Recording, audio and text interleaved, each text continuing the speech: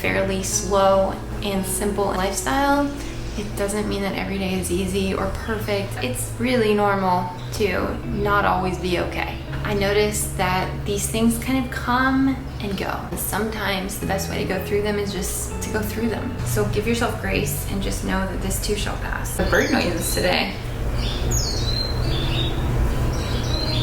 In his book, Get Your Life Back, John Eldredge talks in chapter 2 about benevolent detachment. This idea of removing internal clutter from your soul. Just stay with me. He writes that your soul pulls in stuff like a magnet, and over time, clutter accumulates and gets heavy for us. Tragedies on the news, other people's problems, even people we love, others' opinions of us. Trauma and tragedy, not just in the world, but in our own personal lives. By his definition, detachment means getting some healthy space from all of that. And benevolent because you're doing this with an air of love and kindness, not cynicism and judgment.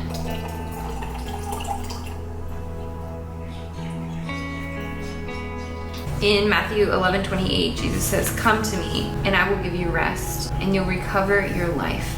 I'll show you how to have real rest. Learn the unforced rhythms of grace. You'll learn to live freely and lightly." Sounds good to me.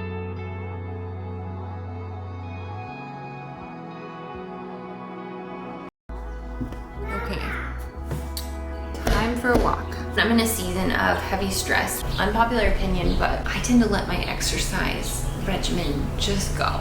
I just try to walk more. Getting outside, getting fresh air, maybe seeing a couple of my neighbors, soaking in beauty. There's beauty in all of our neighborhoods. The way the sunlight is falling through trees, taking time without your phone, without input from other minds, to just let beauty and nature, the way it is right around where you live, kind of wash over you.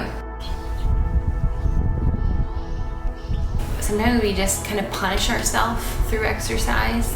At least that's something I used to do, and so during times of stress, I make it very intentionally. I try to just walk more and let that be enough.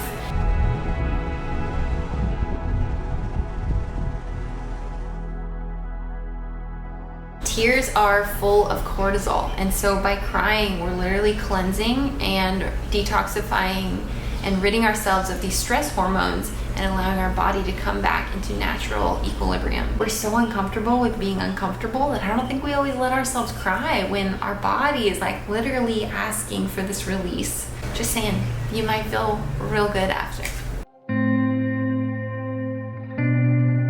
Just this past weekend, I took my first nap in probably 3 years, and it felt so good. And on our Sabbath day, Kyle and I actually, and the kids, we watched a documentary called The Longevity Film. The blue zone that for some reason I was most fascinated with was Ikaria, a little island in Greece, famously known as the island where people forget to die. Apparently 1 in 3 of the residents lived to age 90, and not uncommonly well past 100. The kind of 100 where they're swimming in the ocean and gardening and walking to see their neighbors and attending church on Sunday. It was really inspiring. And while health and wellness is so multifaceted, in America we dwindle it down to just diet and exercise. But one of the secrets from Ikaria, it seems, is that residents take naps. Their favorite activities also double as stress relievers, including gardening, exercise, yard work, walks to their neighbors' homes, and taking naps. I am trying to work this rest and quiet time into our afternoons, even if it's just 15 minutes. I think it's a nice way to let our nervous systems and our minds just take a little respite from the chaos.